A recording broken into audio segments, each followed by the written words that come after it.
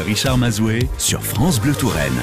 ZFE 3 lettres qui annonce des bouleversements pour les voitures dans les années à venir dans les métropoles. ZFE pour zone à faible émission. Il est donc question ici de restreindre à terme l'accès au cœur de ville aux voitures les plus polluantes. Mais alors, les ZFE signent-elles la mort des voitures anciennes, plus polluantes, comme par exemple les voitures de collection, entre autres? Pour y voir plus clair, les experts solidaires France Bleu Touraine ce matin, et pour nous donner votre avis ou poser vos questions à notre invité, comme toujours, le numéro France Bleu Touraine, le 02 47 38 10 20. Ce matin, Julien et Céline vous attendent à ce numéro. Notre invité, c'est Philippe Plantier, bonjour. Bonjour. Fondateur de l'association Valve, ville accueillant en liberté les véhicules d'époque. Une association ouverte aux particuliers qui est créée en 2017.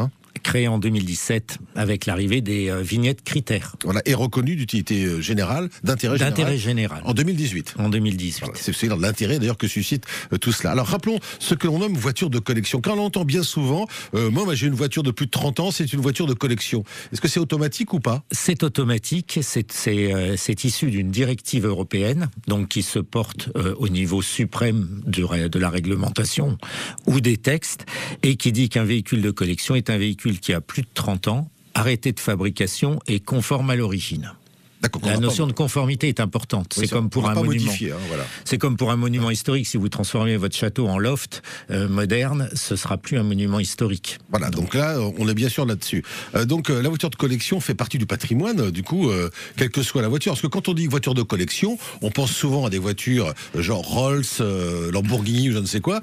C'est pas forcément ça, bien au contraire. C'est comme quand on pense à l'art et qu'on pense au Louvre. Ouais. C'est exactement pareil. La voiture de collection, c'est un véhicule qui en effet devient patrimonial puisqu'il passe d'objet à patrimoine à l'âge de 30 ans, mais c'est surtout et principalement dans les pays où il y a une culture industrielle automobile, des véhicules qui sont issus du monde populaire de l'époque. Donc aujourd'hui 90% à peu près des véhicules de collection sont des véhicules français, populaire, 4 chevaux, traction DS, 404 Peugeot, 4L Renault, etc. Et depuis cette année, c'est aussi la Twingo. Ah, la Twingo est voiture de collection. Elle a 30 ans cette année, oui, voilà. Donc elle entre directement dans ce statut-là, en étant en même temps une auto qui est tout à fait d'un usage quotidien possible. Donc c'est un des sujets, je crois, qui est important aujourd'hui. Peut-on rouler avec un véhicule de collection? Oui. Oui, on peut rouler. Donc, alors, dans les ZFE, on pourra rouler avec une voiture de collection. Alors dans les ZFE, de plus de 30 ans, on va dire. Dans les ZFE, rien n'est stable et rien n'est sûr. Ce que l'on sait aujourd'hui des ZFE et qui ne sont pas que les cœurs de ville, puisque c'est des décisions qui dépendent de la constitution même de la communauté d'agglo, c'est une ZFE, c'est une zone à faible émission dans sa définition. Pour d'autres, c'est une zone à forte exclusion. Aussi, oui. Parce qu'elle correspond à tout le territoire de l'agglomération. C'est pas que le cœur de ville. C'est toutes les agglos qui ont plus de 150 000 habitants. Donc 11 sont concernés directement aujourd'hui, 45 au 31 décembre 2024, donc dans un an. Tours en fera partie, Tours la métropole. Tours en fera partie. Ouais. Et puis c'est à l'horizon de quelques années, plus de 140 à 150 ZFE en France qui doivent se constituer. Donc voilà, donc là, effectivement, il y avait une importance réel en ce qui concerne les voitures, parce que tout le monde n'a pas forcément une voiture électrique ou une voiture récente, et donc ça va poser ce problème-là, justement, est-ce que je pourrais encore circuler dans la métropole de Tours? Je rappelle également que Jouer les Tours sera concerné aussi, il n'y a pas que la métropole. Toute la métropole, donc voilà, donc on va continuer d'en parler avec vous justement, Philippe Plantier. Est-ce que ça va durer tout ça? Les ZFE signent-elles la mort de ces voitures anciennes de plus de 30 ans, donc ça peut être une 205 ou une Zara Picasso par exemple, peut-être. Pour y voir plus clair, en tout cas dans les experts solidaires ce matin, vous pouvez nous rejoindre pour poser vos questions ou donner votre avis. Il y a déjà quelques avis sur le Facebook France Bleu Touraine que je donnerai dans quelques instants. Les experts solidaires ce matin au 02 47 38 10 20. À tout de suite. Les experts solidaires avec vous au 02 47 38 10 20. Parlons voiture, parlons métropole, parlons ville également. Est-ce que votre voiture pourra revenir dans les ZFE qui vont être actés d'ici peu, les zones à faible émission? Il va falloir une vignette spéciale pour pouvoir rentrer, ou une voiture électrique. Et si vous n'avez pas les moyens, qu'est-ce qui va se passer? C'est ce que nous voyons ce matin, que votre voiture soit de collection ou pas d'ailleurs, avec Philippe Plantier, fondateur de l'association Valve, ville accueillant en liberté des véhicules d'époque. Philippe Plantier, on en parlait à l'instant, il y a eu quelques réactions sur, vous disiez, la Twingo devient une voiture de collection, parce qu'elle a plus de 30 ans cette année, 93. Oui. Et donc c'est assez étonnant quand même. Alors c'est étonnant, oui, et en même temps, c'est statutaire, puisque c'est une directive qui décrit ça au niveau européen. Par ailleurs, quand est-ce qu'un véhicule devient véritablement un véhicule de collection? C'est aussi au moment où il se charge de notions ou de valeurs affectives ou mémorielles. Et la Twingo est-elle, oui ou non, un véhicule de collection? Beaucoup d'enfants et de jeunes adultes d'aujourd'hui ont circulé dans ces autos-là quand ils étaient pour aller à l'école, et c'est un véhicule qui a vraiment marqué l'histoire de l'automobile en tant que tel, puisqu'elle a révolutionné en faisant un monospace urbain avec un décor de Playmobil à l'intérieur, et tout ça aujourd'hui crée une émotion. Et quand le véhicule se charge d'émotions, à ce moment-là, il commence à prendre une tournure collectionnable, c'est-à-dire le véhicule que je possède, mais que je dois entretenir, préserver, pour le futur, parce que j'ai un devoir de mémoire. Voilà, donc on rappelle, si votre voiture a 30 ans, c'est une voiture de collection. Alors, une question pour vous de Julien, qui nous a appelé au 02 47 38 10 20. Faut-il faire la demande de carte grise avec la mention collection afin de pouvoir circuler en ZFE? Question complexe aujourd'hui, puisque la carte grise n'est pas le statut de l'objet. L'objet voiture prend son statut de voiture de collection à 30 ans. Ça, c'est irrémédiable, quelle que soit la carte grise qu'il a.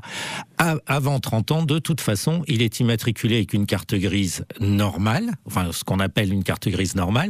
C'est une carte grise qui le contraint à passer son contrôle technique tous les 2 ans. C'est un véhicule qui n'a jamais perdu ses papiers et qui est homologué en France. Bon, voilà. Donc ça, c'est la carte grise normale.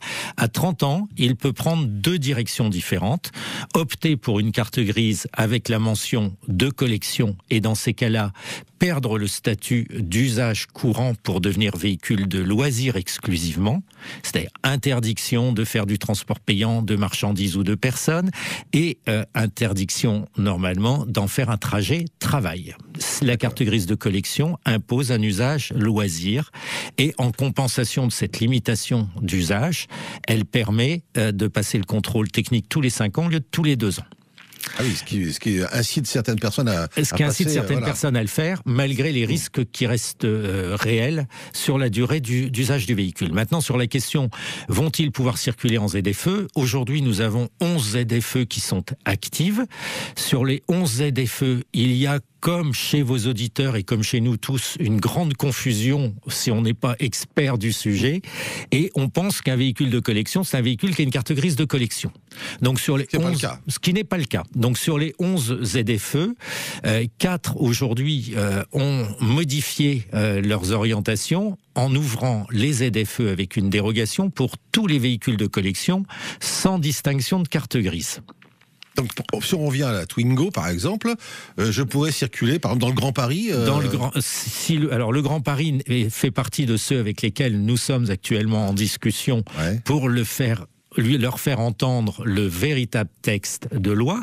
Mais si vous êtes sur Grenoble, qui est une ZFE très écologiste, Reims, Strasbourg, et puis je ne sais plus laquelle.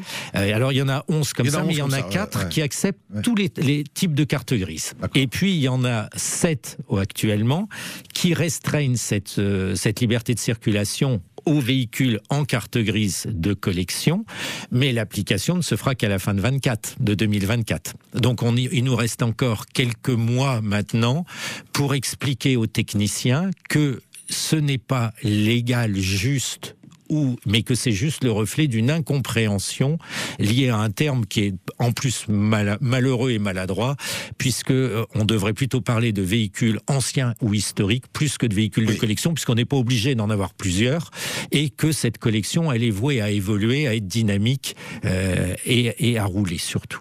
On voit bien que c'est compliqué, c'est un peu confus tout cela, c'est moins qu'on puisse dire. Alors sur Facebook, par exemple, il y a Aline qui nous a dit ceci, c'est surtout que les personnes qui ne pourront pas se payer de voitures ultra modernes ou des voitures dites aspirateurs seront privées de centre-ville. D'accord, il y a les livraisons à domicile, mais c'est parfois cher, ou tout simplement il n'y a pas de livraison possible car trop loin. Donc on voit bien que là il y a déjà une inquiétude par rapport à ces ZFE. L'inquiétude commence à monter. Nous, ça fait 6 ans qu'on en parle. Au début, tout le monde a rigolé, mais là l'inquiétude commence vraiment à monter, et il y a encore des confusions. Vous voyez, tout le monde parle de centre-ville. Il n'est pas question de centre-ville. Il est question de toute la taille de l'agglomération pour réduire les émissions polluantes. Sur l'exclusion sociale qui est en cours, qui n'est pas notre sujet principal, nous, dans l'association, mais qui est bien réel et qu'on voit monter. On le voit monter de deux côtés. D'une part, par les partis plutôt dits de gauche, qui parlent d'exclusion sociale et d'impossibilité pour les gens qui n'en ont pas les moyens de s'acheter un véhicule électrique, quelles que soient les aides. Si on prend par exemple le cas d'une Twingo dont on parlait tout à l'heure, pour 1 500 €, vous vous offrez une Twingo. Donc vous avez un moyen de déplacement pour aller au travail. En plus, cet élément-là vous permet aussi d'avoir un ancrage. Qu'est-ce qu'on appellera l'ancrage dans une société comme celle d'aujourd'hui, dans lesquelles les familles sont instables, l'emploi est instable, les règles gouvernementales ou les politiques sont instables, l'environnement est instable, le développement durable et l'ancrage sur une automobile ancienne amènent une stabilité qui rassure. Donc ça apporte aussi ça, et il est important dans une société que quelque chose qui rassure fabrique aussi du bonheur. Monter dans une Twingo, c'est déjà avoir l'impression de jouer. C'est une Madeleine de Proust un peu quand même. Oui, c'est une Madeleine de Proust parce que tous les véhicules n'auront pas l'image de la Twingo parce qu'ils ont 30 ans. Mais la Twingo correspond aussi à quelque chose qui fabrique du bonheur. On va continuer d'en parler avec vous, Philippe Plantier, justement, de ces fameuses zones à faible émission, les ZFE. Tours et la métropole vont être concernés d'ici peu. Donc, parlons-en ce matin. Qu'est-ce que vous en pensez? Est-ce que votre voiture pourra circuler dans ces fameuses ZFE? Vous pouvez nous retrouver au 02 47 38 10 20 ou sur le Facebook France Bleu Touraine. À tout de suite. Les experts solidaires, avec vous au 02 47 38 10 20. Les ZFE, zones à faible émission, le 1er janvier 2025, théoriquement, Tours Métropole devrait rentrer avec une ZFE, donc toute la métropole. Philippe Plantier, je rappelle que vous êtes notre invité ce matin, fondateur de l'association Valve, ville accueillant en liberté les véhicules d'époque. Donc on ne parle pas que de voitures de collection, mais bien d'époque, on parle du patrimoine cette fois. Donc alors, une question pour vous intéressante, d'ailleurs j'y avais pas pensé, c'est est-ce que les règles de circulation pour les voitures en ZFE concernent aussi les motos ? En principe, tous les véhicules seront concernés. Ouais. Donc ça vaut pour tout le monde? Oui, puisque c'est une question d'année sur les moteurs thermiques. Voilà, oui, d'accord. Donc moto également, au bout de 30 ans, c'est pareil? Alors moto également, au bout de 30 ans, c'est un véhicule. Considéré comme voiture moto de collection. Oui. Donc voilà. Donc pour répondre à la question de notre auditeur qui n'a pas souhaité parler à l'antenne, si vous voulez en revanche nous rejoindre pour donner votre opinion là-dessus, le 02 47 38 10 20. Jean a laissé un message également sur le Facebook France Bleu Touraine. Perso, dit-il, je pense que ça ne sert à rien à part faire de l'écologie business, car pour moi, ce n'est pas avec les voitures électriques qu'on va modifier le réchauffement climatique. Et de plus, je ne pense pas que les soi-disant experts et autres pantins politiques, je cite, se soucient des personnes qui n'auront pas les moyens de s'acheter des voitures soi-disant propres. Donc ça va dans votre sens complètement, puisque la ZFE a été mise en place par une directive européenne, elle aussi, et la ZFE doit prendre un ensemble de mesures qui sont de ses prérogatives pour réduire de façon significative le niveau d'émission s'il atteint un certain niveau. Donc déjà, il y a des ZFE qui se sont mises en place sans forcément atteindre le niveau de pollution identifié. Par ailleurs, dans ce niveau de pollution, il faut quand même qu'on rappelle, et parce que ça mobilise aussi les esprits, que le transport, y compris les camions, tout le transport, ne représente que 15 à 20% des émissions. Donc on est en train de focaliser sur quelque chose qui va être une véritable crise sociale pour 15 à 20% des émissions, alors qu'il en reste 80% à côté. À l'intérieur de ces 15 à 20%, il faut pouvoir quantifier l'impact des mesures. Et c'est pour ça qu'il y a une discussion sur les véhicules de collection, puisque leur impact est non mesurable à l'intérieur de la ZFE. En plus. Oui, le véhicule de collection, c'est 2% du parc automobile. Et chacun de ces véhicules parcourt 15 fois moins de kilomètres en moyenne que les véhicules traditionnels, ce qui est normal puisque ce sont des véhicules d'un usage relativement limité pour les plus anciens. Ce qui veut dire que le taux d'émission de ces véhicules au moment de l'usage représenterait dans une ZFE 0,001% des émissions, c'est-à-dire ce qui est non mesurable. Négligeable, quoi. Effectivement. Négligeable et non mesurable. Non mesurable en plus. Donc non quantifiable, donc non concerné.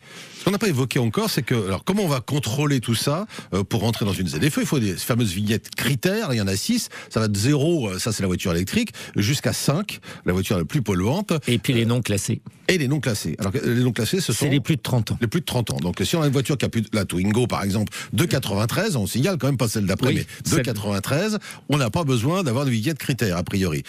Comment ils vont faire les policiers de police municipale et... Alors, qui va contrôler tout ça? Alors là, ce ne sera pas des contrôles de ce type-là. Dans un premier temps, ce sera en effet les policiers qui vont contrôler, mais ça reste aléatoire.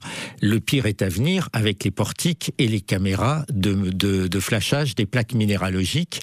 Comme ça se fait à Londres, déjà. Comme ça se fait à Londres ou en Italie, quand vous entrez dans certaines zones, ou en Belgique, ou autre, c'est déjà en place. Nous, on les a essayés il y a quelques années pour la taxe carbone en Bretagne. On se souvient, voilà. Donc, les Bretons sont invités à venir dans les ZFE au moment de la mise en place des portiques de contrôle. Mais ça va être ça. Donc, on entend souvent nous dire, c'est pas grave, je continuerai à rouler quoi qu'il en soit. Ben non, parce que à 135 € le passage sous un portique ou sous une caméra, vous pouvez à l'intérieur de l'agglo en passer une dizaine facilement pour vous rendre à votre travail. Oui, donc ça va poser gros problème. Ah ben 1350 € la journée, impossible d'aller travailler. Alors, au-delà de ça, c'est ce qu'on évoquait il y a quelques instants en antenne, mais quand on part en vacances, va falloir savoir quelle commune, quelle métropole a une ZFE, est-ce que je peux y pénétrer avec ma voiture ou pas? D'ailleurs, ça va être très compliqué de voyager. Sachant que les dérogations sont à demander, elles ne sont pas accordées d'office et les portiques seront incapables de les prendre en compte. Vous devrez avoir votre dérogation avec vous. Ça va être très compliqué. C'est une usine à gaz impossible à gérer aujourd'hui, d'où d'ailleurs les retards de mise en place pour l'instant. À Strasbourg, ça bouge beaucoup parce que c'est une commune Strasbourg écolo, dirigée par une maire écologiste. Il y a une ZFE qui est en place et visiblement ça se passe pas très bien. Enfin, en tout cas, il y a des certains maires de l'agglo et certains partis sont plutôt virulents sur Strasbourg. Sur Strasbourg, c'est LR qui est virulent.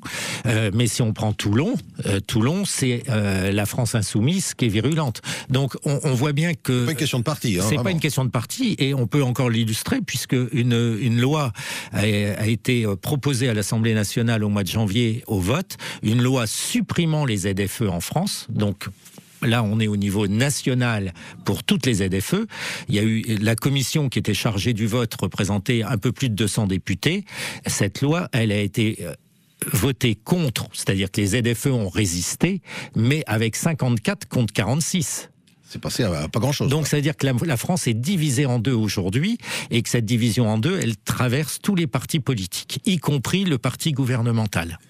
On va en parler encore une dernière fois avec vous, Philippe Plantier, sujet épineux, difficile en tout cas, et confus, ces fameuses zones à faible émission. Je rappelle qu'au 1er janvier 2025, Tours et la métropole seront concernés, et peut-être que votre voiture ne pourra peut-être plus pénétrer dans le Tours et la métropole. C'est ce que nous voyons ce matin avec Philippe Plantier.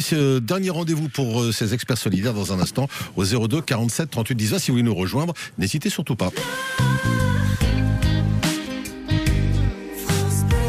Suite et fin des experts solidaires ce matin consacrés aux zones à faible émission, en compagnie de Philippe Plantier de l'association Valve, ville accueillant en liberté les véhicules d'époque. Alors, avant de retrouver Alain de la Chapelle-sur-Loire, juste Nicolas vous pose cette question. La solution, alors là, pour parler, est-ce qu'on pourra rentrer en voiture dans ces zones à faible émission, serait-elle de faire du rétrofit, c'est-à-dire du changement de moteur thermique en moteur électrique? Ça se fait de plus en plus, il est vrai, mais à ce moment-là, est-ce que là, la voiture de collection perd son âme de collection là? Alors, pas son âme, elle perd un des éléments qui est un des éléments qui définit son statut, elle doit être conforme à l'origine. Donc le véhicule de collection en rétrofit n'est plus une voiture de collection, quelles que soient les autorisations qu'on peut lui donner. La question est peut-être plus large au niveau du moteur thermique, puisque le moteur thermique c'est aussi une décision prise avec une volonté et un calendrier en disant en 2035 en Europe, il n'y aura plus de véhicules à moteur thermique fabriqués. On ne pourra plus en vendre. Ouais. Donc globalement, on continuera à en fabriquer pour les autres pays, mais on ne pourra plus en vendre chez nous. Et même cette décision est remise en cause aujourd'hui déjà par des pays, l'Espagne et l'Italie, qui sont vent debout contre, la France qui est très partagée entre la décision d'un président de l'Europe, président aussi de la France, qui a dit « moi je suis pour », et puis toute l'industrie française et les politiques français qui sont contre. Et donc, il y a vraiment des débats. La fin de l'interdiction des moteurs thermiques en 1935, elle est dite, elle n'a pas encore sonné. Voilà, donc ça, effectivement, à voir encore. Hein. C'est moins qu'on puisse dire. Alain est avec nous à La Chapelle-sur-Loire. Bonjour Alain. Oui, bonjour. Oui, je vous appelle au sujet de la vignette critère. Oui. Qui est basée plus sur l'année du véhicule plutôt que sur son équipement. Tout à fait. Pardon ? Non, tout à fait, effectivement, allez-y. Parce que, bon, pour information, j'avais avant un C8 diesel équipé donc d'un pot catalytique qui se retrouvait dans la même gamme que des véhicules diesel non équipés du pot catalytique. Alors, ça sert à quoi d'avoir des éléments qui coûtent une fortune lorsqu'il faut les remplacer et qui théoriquement diminuent la pollution, et si on n'est pas classé en fonction de ça aussi? Oui, effectivement, Philippe Plantier. C'est totalement exact. Les vignettes critères ont été faites en fonction de l'année des véhicules, et une des principales remarques, c'est qu'un ensemble de véhicules qui aujourd'hui rentrent dans les non classés, qui étaient hier des 5 ou des 4, sont des véhicules qui avaient à l'époque reçu la vignette verte donnée par les constructeurs et par l'État. Donc, je peux rien vous répondre là-dessus. C'est juste une question d'année de réglementation. Les décisions sont ainsi prises. Je sens un peu dépité quand même. Hein. Dépité, oui, parce que on a tué tout un ensemble de services de recherche chez les fabricants de voitures, chez les industriels, qui étaient tout à fait en mesure de récupérer encore de la pollution émise par les voitures et d'arriver à des taux de pollution très faibles avec des moteurs, enfin très faibles, voire nuls avec des moteurs thermiques. On pourrait aussi penser à des énergies de substitution vertes dans les moteurs thermiques plutôt que d'aller vers le tout électrique. Le problème du tout électrique, il sera identique au tout diesel qu'on a eu à un moment. C'est-à-dire que demain, le tout électrique sera remis en cause avec, à un moment, des gens qui diront « on s'est trompé ». Bon, très bien, ça n'engage que vous pour l'instant, mais bon, effectivement... Oui, c'est la boule de cristal, là. Effectivement. Alain, effectivement, merci en tout cas de votre appel. Qu'est-ce que vous en pensez, vous, de ces zones à faible émission, Alain ? Je me pose des questions parce que si demain la métropole, par exemple la métropole de Tours, passe dans cette catégorie-là, comment je fais pour aller dans les magasins de bricolage, récupérer du matériel et tout ça ? Alors effectivement, ça pose question également de la désertification aussi des villes et de la métropole. Alors, dans les ZFE, il y a en place un ensemble de dérogations qui rendent la ZFE encore plus complexe et encore plus difficile à mettre en place. On vous pensez à vous avec les magasins de bricolage, mais il faut penser avec les camions de marché qui viennent à l'intérieur. Il faut penser aux camions des services d'urgence, pompiers, gendarmerie, qui ne sont pas tous équipés en électrique, etc. Donc il y a un ensemble de dérogations qui se mettent en place et qui rendent la mise en place très complexe et qui, quelque part, finissent par ne cibler que le particulier individuel et celui qui, en principe, a besoin de sa voiture pour aller au travail. Alain, merci beaucoup en tout cas de votre appel, de votre remarque sur les vignettes critères. Merci beaucoup Alain, bonne journée à vous. Et Philippe Plantier, merci également d'avoir été avec nous ce matin. On sent bien que les ZFE, on n'a pas fini d'en parler, c'est moins qu'on puisse dire. On rappelle qu'au 1er janvier 2025, théoriquement, la métropole de Tours, donc toute la métropole, devrait être concernée par ces ZFE. On aura bien sûr l'occasion d'en parler. Ça sera peut-être l'occasion de revenir, Philippe Plantier, pour nous en parler sur France Bleu Touraine.